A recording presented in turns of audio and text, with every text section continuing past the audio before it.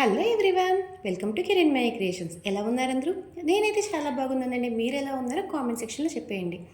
ఈరోజు వీడియో వచ్చేసి mirror work అండి.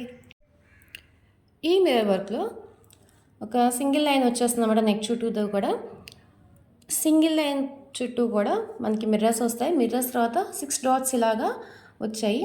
సో 6 డాట్స్ సేమ్ కలర్ ఇవ్వకుండా చుట్టూ 5 డాట్స్ ఒక కలర్ ఇచ్చేసి ఈ మిర్రర్ చుట్టూతా ఉన్న ఏదైతే బోర్డర్ లైన్ ఉందో దాంతో సేమ్గా ఈ మిడిల్లో ఉన్న డాట్ ఇవ్వడం వల్ల మనకి ఫినిషింగ్ అనేది చాలా డిఫరెంట్గా బాగుంది, బాగా వచ్చింది. శారీ కలర్ యాక్చువల్గా శారీ కలర్ వచ్చేసి ఈ రత్నావళి కలర్ అనమాట.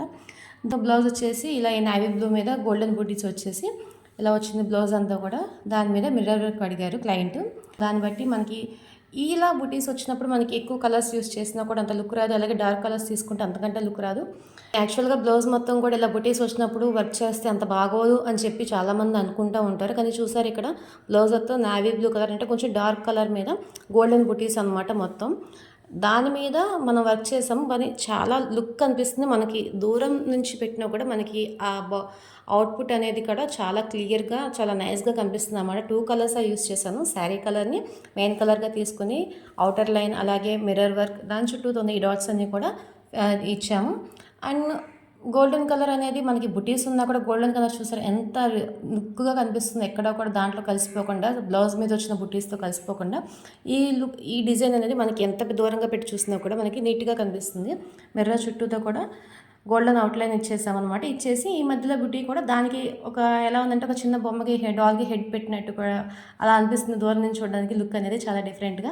సో 6 బుటీస్ ఒకటే కలర్ ఇవ్వడం కంటే కూడా ఇలా ఇవ్వడం వల్ల లుక్ చాలా నీట్గా వచ్చింది అనమాట. అలాగే మీరు ఫినిషింగ్ చూసినట్లయితే కూడా మిర్రర్ కూడా చక్కగా నీట్గా వచ్చింది. చూసారు ఎక్కడ కూడా మిర్రర్ బయటికి రాకుండా ఈ బుట్టిని దాటి బయటికి రాకుండా అలాగే బయటికి లేసి వచ్చేయకుండా కూడా నీట్గా మిర్రర్ ఫినిషింగ్ అనేది చాలా మంచిగా వచ్చింది. మీరు చూసినట్టయితే నేను ఇలా మూవ్ చేస్తాను.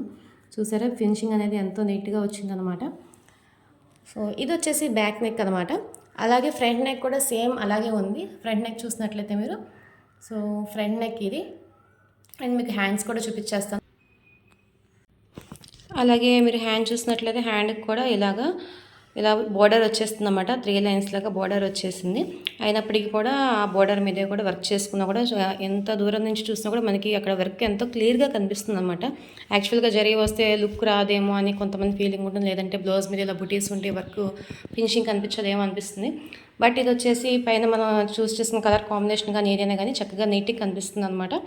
సో బోర్డర్ కూడా హ్యాండ్ కూడా బోర్డర్ లైన్ అనేది సింపుల్గా ఒక బోర్డర్ లైన్ అయితే ఇలా ఇచ్చేసామన్నమాట.